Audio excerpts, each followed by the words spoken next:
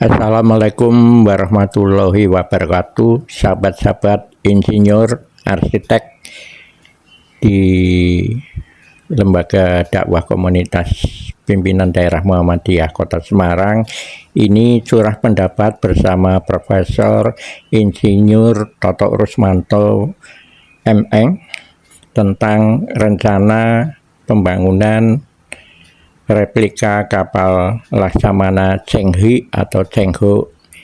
Monggo kita ikuti arahan dan masukan pandangan dari Prof. Toto Rusmanto, yang dihadiri juga Ketua Yayasan Chengho yaitu Bapak Gautama. Hadir juga Bapak Insinyur Heru Puworo Ikatan Arsitek Lanskap Indonesia dan Ketua PD Semarang. Kapalnya ya, kapalnya Chenghe jadi ending nopo di awal ya? Itu kan penting. Jadi kalau dia di belakang itu dampak negatifnya yang terjadi adalah orang tidak tertarik dulu ke ini. Ya. Tapi kalau di depan ada negatifnya juga karena dia sebagai perahu jauh dari air gitu. Nah, makanya kan mungkin perlu pertimbangan seperti itu. Nah ini yang interest, point of interestnya. Kemudian yang kedua, kan ini berkaitan dengan Islami. Saya dulu pernah ditugasi Masjid Kauman mengkapling asetnya Ki Ageng Pandanaran. Itu yang ada di Masjid Agung Jawa Tengah itu kan asetnya Ki Ageng Pandanaran. Yang bagian depan sudah hilang semua, sudah jadi dijarah orang. Itu saya membuat kaplingnya itu searah kiblat gitu. Jadi miring-miring gini, yang ada di belakang Masjid Agung Jateng. Waktu itu kan akan ada rencana Mahatali mau di situ. Sudah sampai ke proses desain, waktu itu saya lakukan. Jadi kalau ini bisa, itu saya kira akan bagus sekali mendidik orang yang datang, dia bisa sholat pada posisi dimanapun. Sekarang kita nggak ada. Contohnya misalnya di Kota Lama. Kota Lama kita mau sholat kan nggak ada. Misalnya di Mesir, kenapa nggak di tamannya itu diberi apa? Shauf. Nah, kayak gitu kayaknya kok menurut saya penting ya. Dia, bukan dia. Jadi ada pola yang terkait dengan arah kiblat dan lain-lain. Ini menurut saya akan menjadi penting, dan itu berdampak juga karena mungkin ada ruang yang kayak ruang sisa. Ruang sisa ini kan menjadi bagian dari ruang pengembangan ke depan yang belum terbayang sekarang. Harus ada menurut saya. Kalau enggak nanti habis sudah terisi nggak bisa berkembang. Menurut saya kalau itu penting.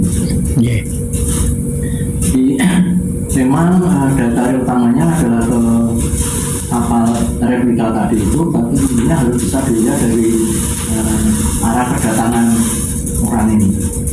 Arah kedatangan bisa dua kan, dari dua sisi atau dari satu sisi, dari satu titik. Itu menurut saya penting.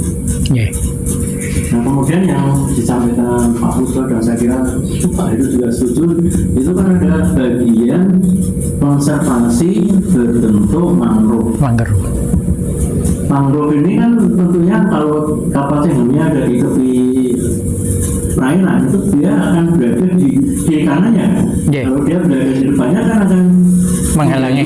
Dia pasti akan berada di kiri kanannya. Sehingga saya kira kok pertimbangan itu perlu. Jangan sampai nanti pada bagian replika Chenghe itu menjadi sumber awal dari kerusakan lahan. Jangan sampai terjadi. Kalau yang ini ada pengaruhnya teratasi, tapi yang ini mohon sangat dipertimbangkan kalau nanti berada di tepi pantai, maka tidak menjadi titik awal untuk terjadi perusakan lingkungan atau kawasan itu sendiri. Kemudian yang berikutnya menurut saya, apa nggak mungkin ada bagian perairan yang masuk ke kawasan, masuk ke dalam itu. Yang tadi kolam meletus. Mungkin bisa bukan alami ya, tapi bisa saja artifisial ya. Tapi dia berhubungan mungkin apa ya, sejarah berhubungan ya dengan laut gitu ya. Nah itu kan bisa ini. Sehingga dengan demikian peluang meletakkan replika Cheng Ho itu bisa di tengah, bisa di depan, gitu. Tidak selalu harus di.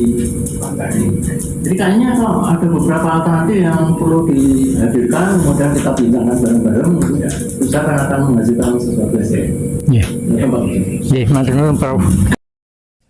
Baik, sahabat-sahabat insinyur arsitek lanskap, kita bersambung di edisi kedua lebih detail, lebih seru lagi, gamblang untuk perencanaan ke depan replika kapal Cheng Ho atau Laksamana Cheng He, dan kawasan ini akan menjadi destinasi wisata religi dan budaya di Kota Semarang. Insya Allah semuanya berjalan lancar. Amin amin ya robbal alamin. Assalamualaikum warahmatullahi wabarakatuh. Matur nuwun.